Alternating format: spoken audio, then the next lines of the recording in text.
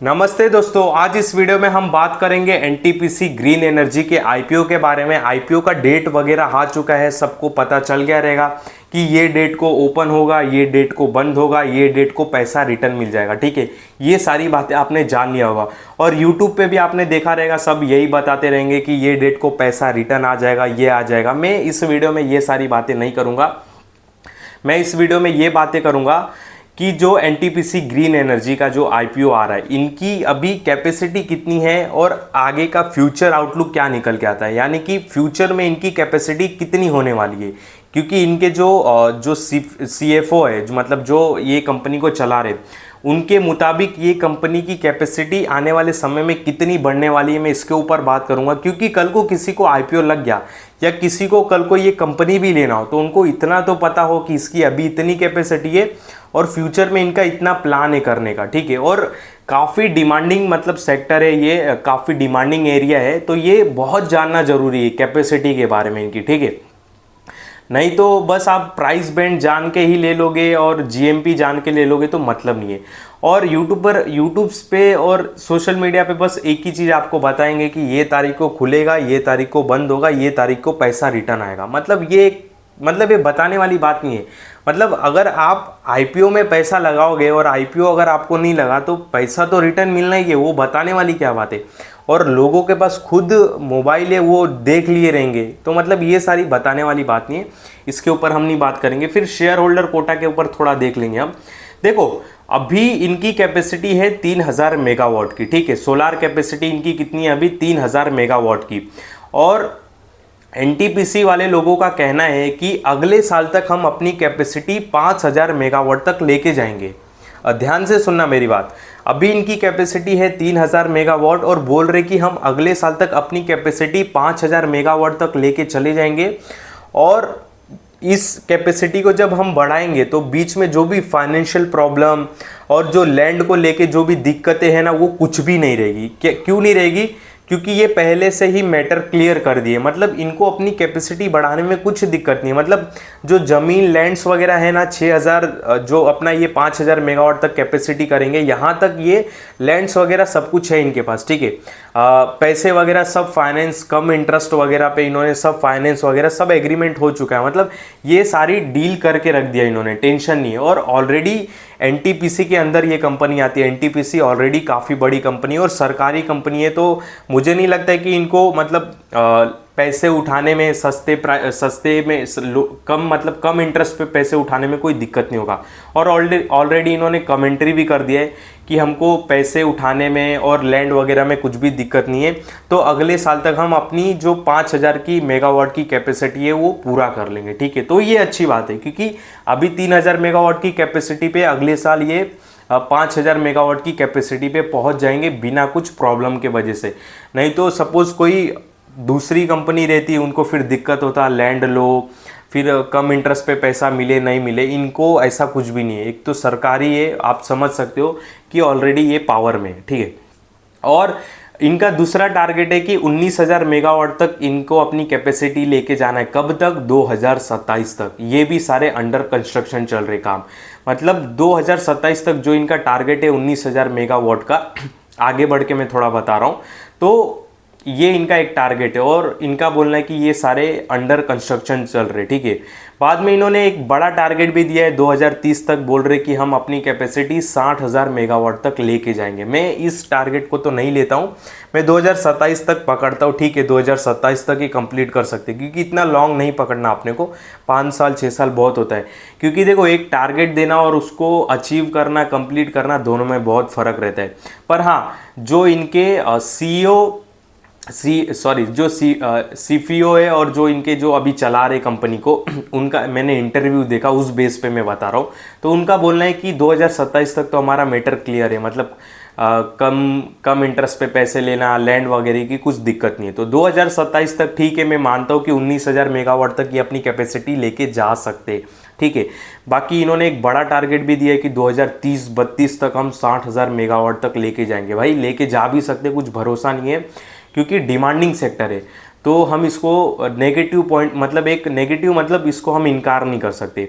बाद में इनके पास 100 मेगावाट की एक विंड पावर की कैपेसिटी है इनके पास, जो कि ऑपरेशनल है। ठीक है, और हाँ, अभी देखो इनके पास जो 10,000 करोड़ आएगा वो प्रमोटर्स के पास नहीं जाएगा, पूरा कंपनी के ऊपर यूज होएगा। तो उस 10,000 करोड़ में से जो 7,500 करोड़ है वो अपना कर्जा चुकाएंगे, क्योंकि इनके पास कर्जा भी बहुत है। तो आपको क्या लगता है कि ये जो 7,500 कर्जा चुकाएंगे तो एक साथ चुका देंगे? नहीं, वो 7,500 दो टर्म में चुकाएंगे, मतलब अगले साल तक ये 4,000 करोड़ का जो कर्जा है चुकता कर देंगे, फिर 2026 तक बाकी का 3,500 कर देंगे, ठीक है। और हाँ, इन्होंने एक और चीज़ बात बोली है कि हम जो कर्जा चुका देंगे, ठीक है, 2000 मतलब 2000 कितने तक, अगले साल तक, यानी कि जो 4,000 करोड़ का कर्जा मतलब चुकता कर देंगे। इनको अगर ज़रूरत पड़ी तो और भी कर्जा लेंगे, क्योंकि ये बहुत खर्चीला बिजनेस है, मतलब इसमें बहुत सारे खर्चे होते। तो इन्होंने बोला कि हम कर्जा ले सकते। तो टाइम टू टाइम हमको ये भी इसमें अपडेटेड रहना पड़ेगा कि भाई इनके ऊपर कर्जा कितना बढ़ रहा है, कर्जा पे कर पा रहे कि नहीं, ये सारी बातें भी बहुत इंपॉर्टेंट है। तो इस बात को ध्यान देना। बाकी अब इसकी बात निकल के आती है कि इसमें शेयर होल्डर कोटा, जी हाँ, शेयर होल्डर कोटा है। यहाँ पे मैं ओपन कर देता हूँ, अब मैं आपको दिखाता हूँ। एक सेकेंड, हाँ, ये ओपन हो जाए क्रोम ब्राउज़र, तो इसमें हमको पता चल जाएगा कि शेयर होल्डर कोटा, हाँ, अभी आपको स्क्रीन पर भी दिखता रहेगा। तो यहाँ पे देखो, यहाँ पे कुछ ना, एक सेकेंड, 1200 करोड़ के शेयर्स वो रखे शेयर होल्डर कोटा में। देखो यहाँ पे लिखा रहेगा टोटल 1200 करोड़ के वैल्यू के शेयर होल्डर कोटा के लिए है, जिसमें से ध्यान देना जो 200 करोड़ के शेयर्स है वो एम्प्लॉय कोटा में जाएगा, ठीक है। ये मतलब ये भी रिटेल में ही आता है, जो एम्प्लॉय कोटा है ना वो भी रिटेल कोटा में आता है। तो रिटेल कोटा में टोटल 1200 करोड़ के शेयर्स रखे गए, जिसमें से 200 करोड़ एम्प्लॉय कोटा है, यहाँ पे आपको देखने के लिए मिलेगा। और बाकी जो 1,000 करोड़ है वो शेयर होल्डर कोटा को जाएगा, ठीक है। और शेयर होल्डर कोटा का डेट चला गया, आई थिंक 11 तारीख को था, तो इसकी उम्मीद मत रखना। आपके पास अगर एनटीपीसी का एक भी शेयर है तो आप शेयर होल्डर कोटा में अप्लाई कर सकते हो, ठीक है। ये इसकी मेन बात हो गई। फिर बाद में यहाँ पे इसका जीएमपी उतना खास नहीं चल रहा है अभी, ठीक है, 3 रुपया ऊपर ही प्राइस चल रहा है, तो जीएमपी उतना खास नहीं चल रहा है। बाकी प्राइस बैंड, कितने पैसा जुटाएंगे, ये सारी बातें कर ही लिए, ये सारी आप बातें देख ही लोगे, तो सारी बातें बताने लायक नहीं, ठीक है। प्राइस बैंड क्या रखा गया है। बाकी देखो यहाँ पे इनकी जो असेस्ट है वो अच्छी खासी बढ़ते हुए दिखाई दे रही है, रेवेन्यू काफ़ी बढ़ते हुए दिखाई दे रहा है अच्छा खासा। देखो इनके ऊपर कर्जा भी अराउंड 17,000 करोड़ का, 2 साल में ये अपना 7,500 करोड़ का कर्जा चुकता कर देंगे, जो कि काफ़ी अच्छी बात है, बहुत ही अच्छी बात है, ठीक है। बाकी और कुछ देखो, यहाँ पे एक लोगों का सवाल अभी उठ के आ रहा है पीई का, ठीक है, वैल्यूएशन का बहुत सवाल उठ के आ रहा है। बाकी बातें तो छोड़ दो, मैंने कैपेसिटी बता दी, कितना कैपेसिटी बढ़ाएंगे, कितना कम करेंगे, इसके ऊपर हमने बात कर लिया। अब लोगों का सवाल इसमें उठ के आ रहा है वैल्यूएशन। देखो अगर आईपीओ के पहले वैल्यूएशन का टेंशन मत लो, जो आईपीओ लवर है, मतलब जो आईपीओ में पैसा कमाना जानता है, मतलब कमाना चाहता है, उसको वैल्यूएशन की चिंता नहीं करनी चाहिए। उसको बस 2-3 चीज़ों की चिंता करना चाहिए। एक, इसका जीएमपी कितना चल रहा है। सेकंड, इसका एंकर बुक आने का वेट करना है, इसमें पता चलेगा कौन कौन से बड़े इन्वेस्टर लोग इन्वेस्ट करने वाले हैं, जो कि 18 तारीख को आएगा। और तीसरा देखना है सब्सक्रिप्शन रेट। ये 3 चीज़ों पे ही फोकस करना है, बाकी किसी चीज़ों पे नहीं। अगर आपको कोई यूट्यूबर बता रहा है कि इसका वैल्यूएशन बहुत ज़्यादा है, 110 रुपया है, 30 रुपये पे आना चाहिए, 20 रुपये पे आना चाहिए, 50 रुपये पे आना चाहिए, भाई एक पैसे की भी वैल्यू मत दो उसके बात को। क्यों? क्योंकि अगर रिटेलर्स को वैल्यूएशन का इतना ही टेंशन रहता तो जो वारी एनर्जी था 1500 रुपया उसका वैल्यूएशन रखा था, आज लोग 3,000 रुपये में भी खरीद रहे, ठीक है। स्विगी देख लो, जस्ट लिस्ट हुआ, बुक वैल्यू माइनस में, सारी बातें उसकी माइनस में, ठीक है, तो भी आज 16-20% ऊपर गया, तो भी आज लोगों ने बाय किया। ओला देखो, लोगों को वैल्यूएशन का इतना ही टेंशन रहता तो ओला को लोग 140 रुपये पे नहीं खरीदते थे। आज मेरे ख्याल से, आज मुझे पता नहीं, पर किसी दिन मतलब 1 हफ्ते के पहले वो अपने आईपीओ प्राइस से नीचे चला गया, ठीक है। अगर लोग वैल्यूएशन को इतना ही वैल्यू देते कंपनियों के, ठीक है, क्योंकि देखो यूट्यूबर्स लोगों के लिए वीडियो बनाते हैं, एचएनआई कैटेगरी के लोगों के लिए नहीं वीडियो बनाते, और क्या बोलते बड़े लोगों के लिए। वो यूट्यूब की बातों पे देख के नहीं लोगों की वो अप्लाई करेंगे कि नहीं करेंगे, वो उनके पास उतना दिमाग है, ठीक है।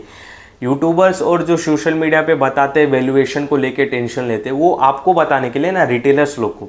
तो वही बोल रहा हूँ, अगर रिटेलर्स को इतना ही टेंशन रहता तो बजाज हाउसिंग फाइनेंस लोग 150 रुपये में नहीं खरीदते थे, वारी एनर्जी को 3000 रुपये नहीं खरीदते थे। ये जो भी मार्केट इतना गिर रहा है, लोग घबराते नहीं थे अगर लोगों को वैल्यूएशन नाम की चिड़िया का इतना ही फिक्र रहता था।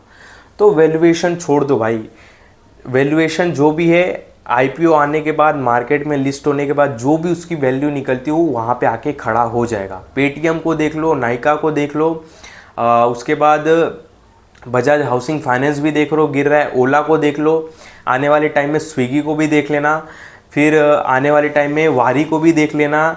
मतलब जिसकी जो वैल्यूएशन है वो वहाँ पे आके खड़ा हो जाएगा। तो प्री आईपीओ पहले ही बोल देना कि वैल्यूएशन ख़राब है, ये ख़राब है, भाई उतना कौन सोचेगा। आप रिटेलर्स हो, आपको बस तीन ही चीज़ देखना है, जीएमपी, सब्सक्रिप्शन रेट, और थर्ड देखने का एंकर बुक। मतलब एंकर बुक क्या निकल के आता है, कौन कौन से बड़े इन्वेस्टर इन्वेस्ट करे, ये तीन ही देखना है। और तीन में से सबसे मेन देखना है जीएमपी।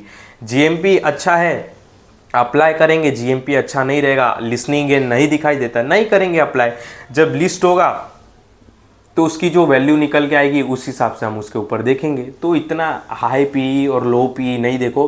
अगर लोगों को वैल्यूएशन का इतना ही चिंता होता तो लोग अडानी टोटल गैस को 4300 के रेट में नहीं बाय करते थे, 500 रुपये पे आ गया था टूट के, ठीक है, समझे ना।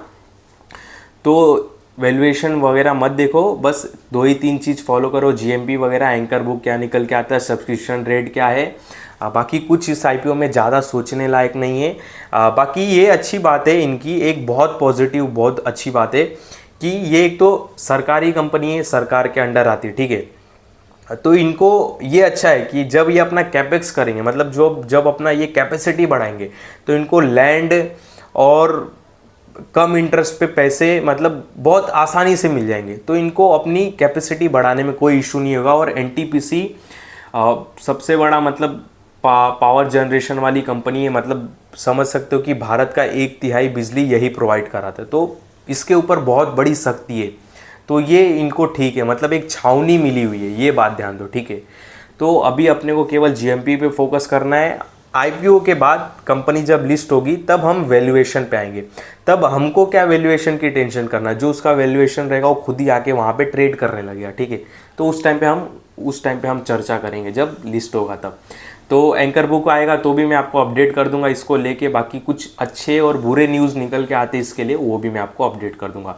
तो इस वीडियो में आपको कोई भी बाय सेल का कॉल नहीं, ध्यान देना। और जो भी मैंने अभी आपको बातें बताई केवल समझाने के लिए बताई, और मेरे किसी भी वीडियो में कभी भी बाय सेल का कॉल नहीं रहता, इस बात का बहुत बहुत ध्यान देना।